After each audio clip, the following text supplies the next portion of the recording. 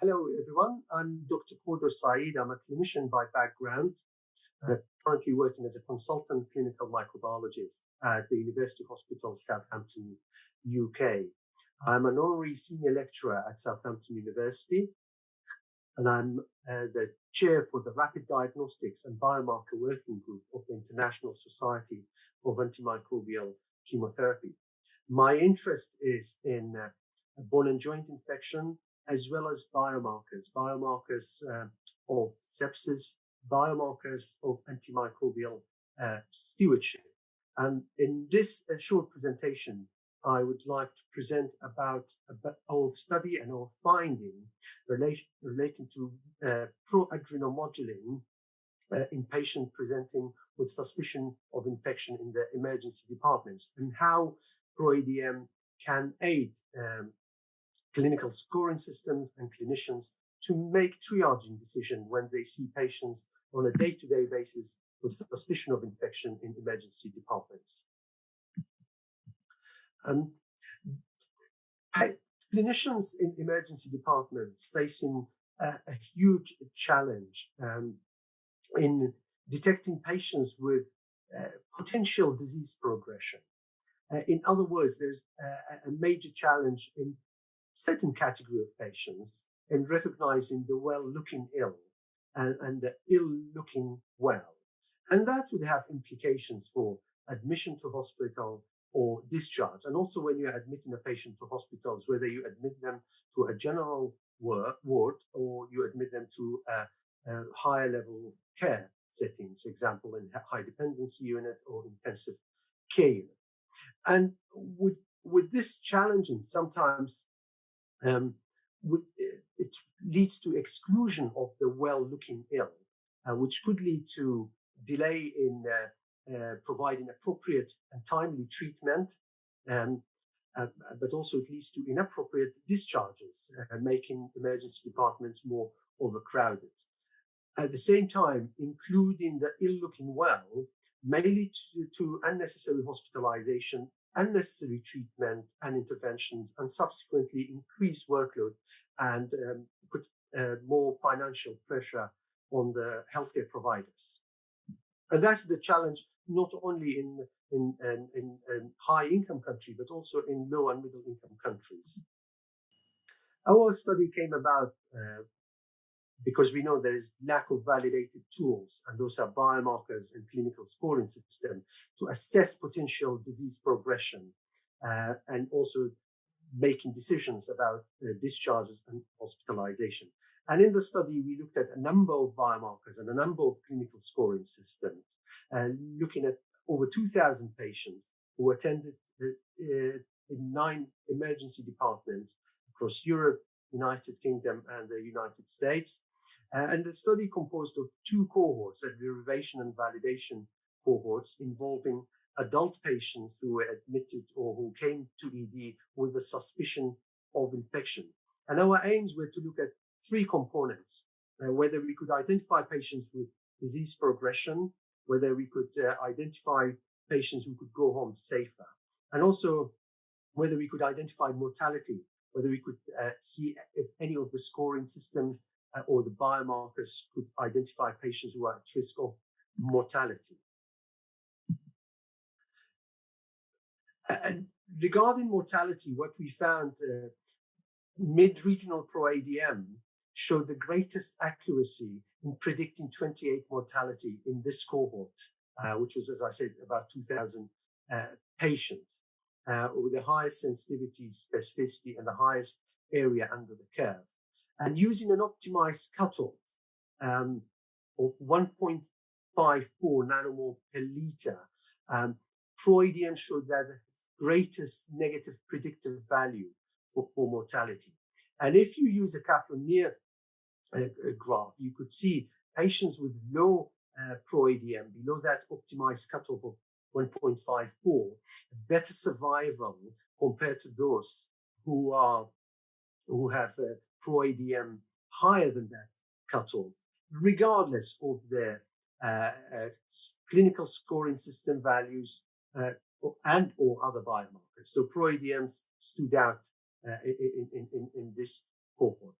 When we looked at identification of disease progression, and disease progression was defined as a composite endpoint, compromising 28-day mortality, admission to ICU within 28 days, and also total hospitalization for more than 10 days. If you look at this, the National Early Warning Score System, the news only, patients with a lower news score, less than 4, did better, had a better survival compared to the patients who had higher news score, 4 or more. But then when you incorporate, as you could see in this picture, when you incorporate PRO-ADM with that optimized cutoff of 1.54, you could see if your PRO-ADM is high, regardless whether your news score is less than 4 or higher than 4, your mortality is worse. Whereas if your PRO-ADM is low, regardless of your new scoring system, your survival is better, your patient survival is better. And this was statistically significant, both as a univariate Cox regression and also with a multivariate regression.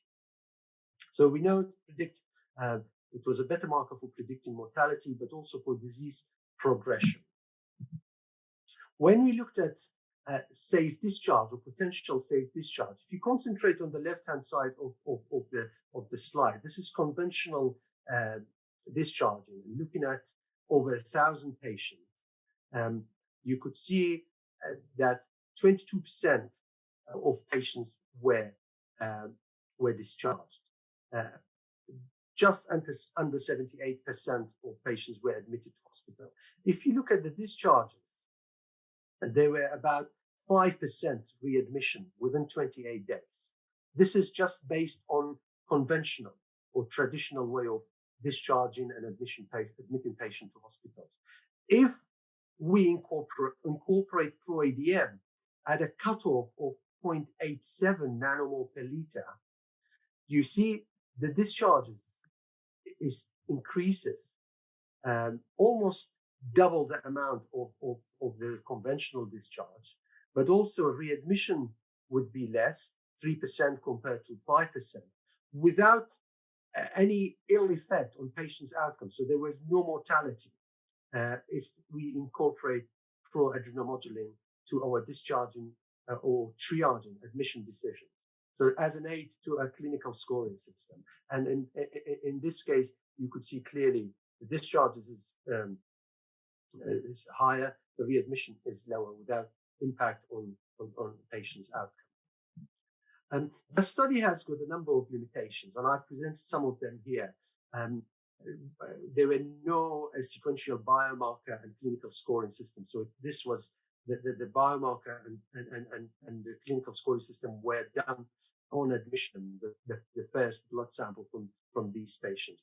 There was lack of data on readmission in the prospective cohort, and we didn't have the health economic data to present the impact or the cost effectiveness of adding PRO-ADM to the standard of care. However, I still maintain this is the largest study for PRO-ADM in an emergency department, looking at identifying potential disease progression, looking at it as a prognostic marker, but also for safe admission avoidance. And after this study, there was a nice review, National Institute for Health and Care Excellence from the UK. There was a technology review, and I was one of the reviewers. And based on the studies that were published at that time, I think the NICE review was published in October 2019. The main conclusion that was summarized was PRO-ADM can improve accuracy of infection diagnosis and can potentially predict infection severity if it's used in conjunction with clinical scoring system like NEWS or NEWS2. However, there is lack of a prospective study showing this suggestion or finding from our study. But I know subsequent to the NICE review, there has been other studies, prospective studies published, both pre-COVID-19 era and also during the COVID-19.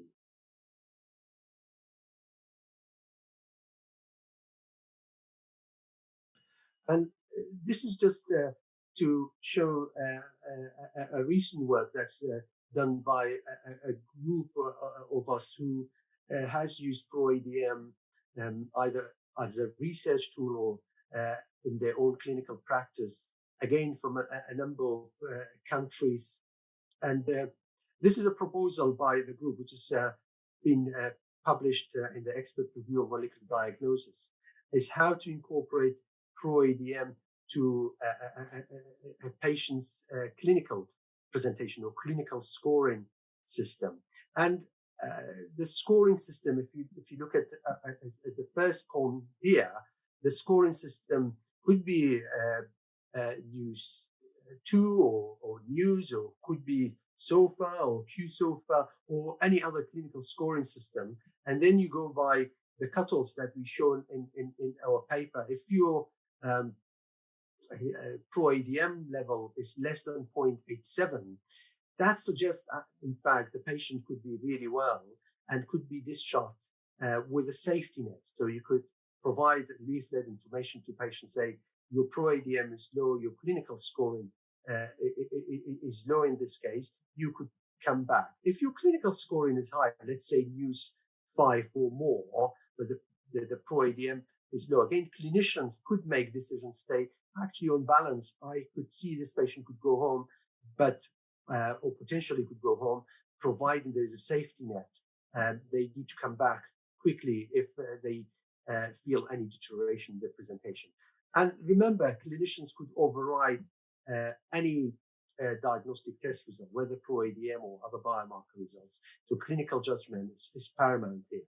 And at the same time, if your level is more than 1.5 or 1.54, you could you need admission maybe to even a higher care with more regular monitoring of clinical scoring system, as well as ProADM and other biomarkers. And you might decide to do further investigation and do regular monitoring of ProADM, and then you could decide where the patient goes. This amber region, if you are higher than 0.87 but lower than 1.4, again, in these cases, patients could be potentially admitted for ward-based assessment, and then ProADM could be repeated in the next 12 or 24 hours. And then based on the clinical presentation and clinical progression, as well as biomarkers, you could decide where to dispose of your patient, whether to discharge them with a safety net or actually keep them for more further investigation and management.